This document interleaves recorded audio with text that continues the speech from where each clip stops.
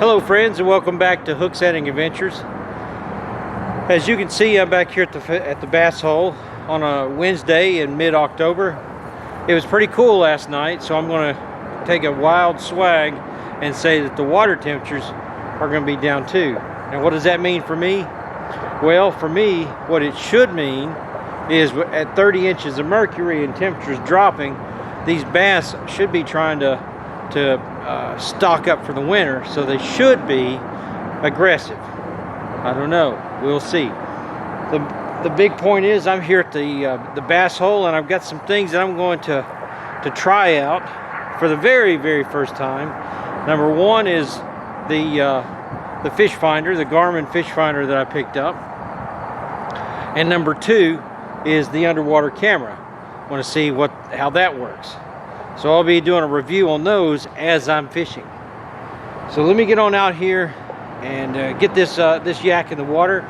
You guys have still not given me a suggestion for the name of the yak, so let's go address that later on. Meanwhile, it's time to go fishing. Okay friends, we are on it. Got the fish finder set up. Took a minute there. Now I'm just riding around taking in the live view.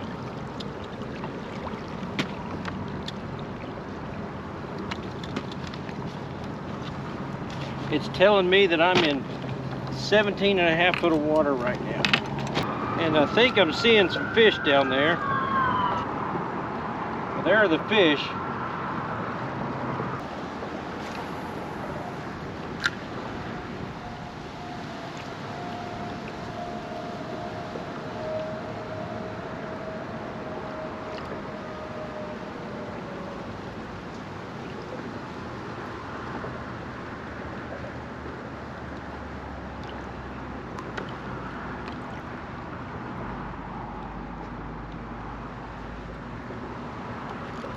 Okay, fish on.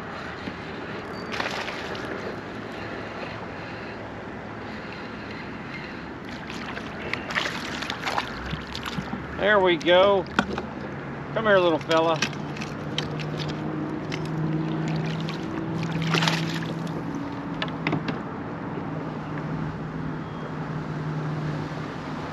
Aren't you a cutie?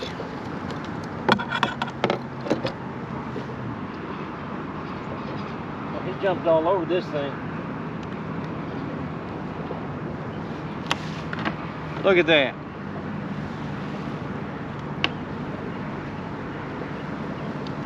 Look at you. Now let's get some more in here. Number one. Yeah, he jumped all over this Yum Dinger. Now last time I picked up some the bubblegum swirl Yum Dingers, they didn't have any of the 4-inch, so I had to get a 5-incher. And what I'm doing with it is just a Texas rig.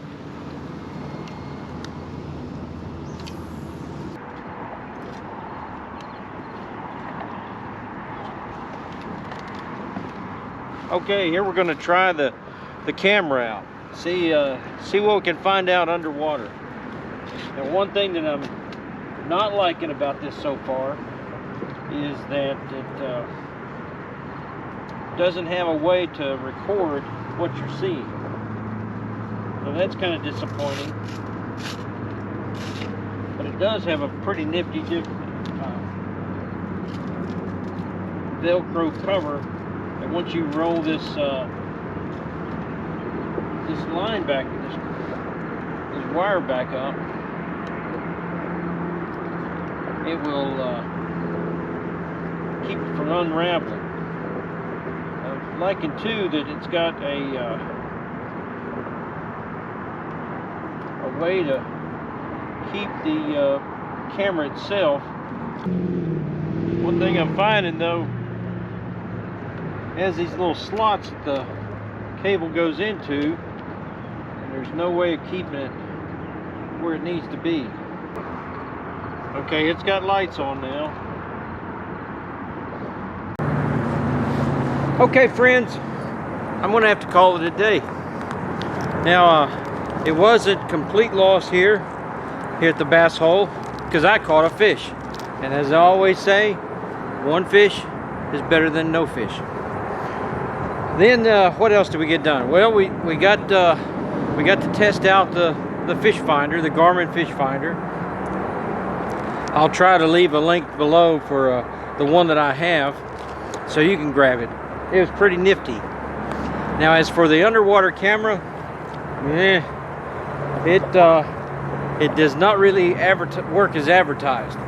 It's okay, the picture's okay if you're above the surface, but at least in this water, once it got down a few inches, even with the lights, there was nothing there. Hey, Scooter, hold on.